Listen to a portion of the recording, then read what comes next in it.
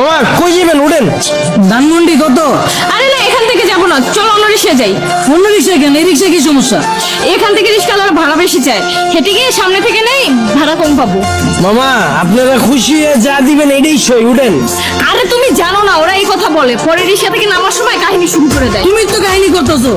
একটু আগে বাসের হেল্পার দেখে গেলে বাসে উঠবা না, এখন আবার রিক্সাও তোমার সমস্যা। সব জায়গায় গেলে তোমার সমস্যা আর সমস্যা। আমার পা ব্যথা হয়ে গেছে, আমি হাঁটতে পারবো না, আমি রিক্সায় যাবো। ওঠো হ্যাঁ মামা আমি ওইটাই কইতাছি, এই জায়গায় অন্য কোনো রিক্সা পাইবেন না, উঠেন। ওঠো ওঠো, চলো মামা।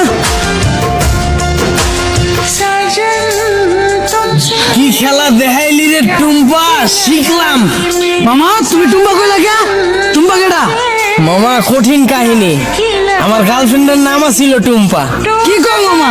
আমার গার্লফ্রেন্ডের নাম তো টুম্পা। কি কও মামা, আসলেই?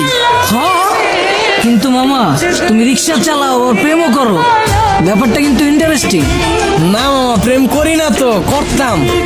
আর রিক্সা চালায় তো প্রেম করি নাই মামা, ওর লাগে প্রেম করছি দেখে আজকে আমার রিক্সা চালাইতে হইতাছে, আর নাহলে তো মামা আজকে আপনার জায়গায় থাকতাম।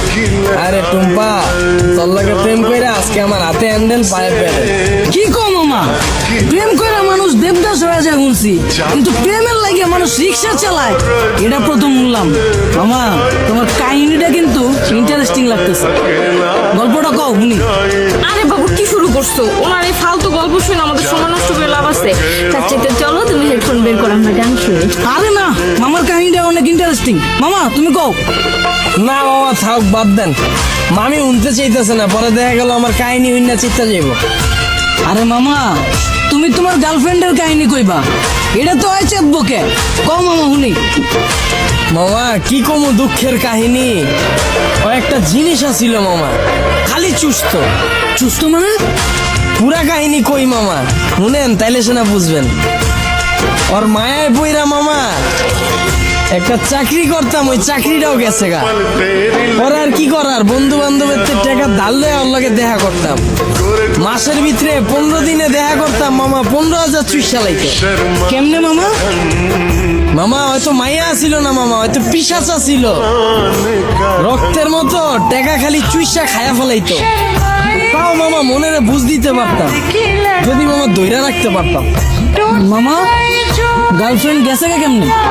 মামা আমার চাকরি তো চুষেই দিছে, এরপরে মামা বন্ধু বান্ধবের যে টাকা ধার করছিলাম, ওর টাকা তো আর শোধ করতে পারি নাই, পরে আর নতুন করে ধার দেয় নাই। এর লেগে 10 দিন ধরে ওর লগে দেখা করতে পারি নাই, পরে ভাই অন্য জায়গায় যায় ভাই চোষা শুরু করে দিছে। পরে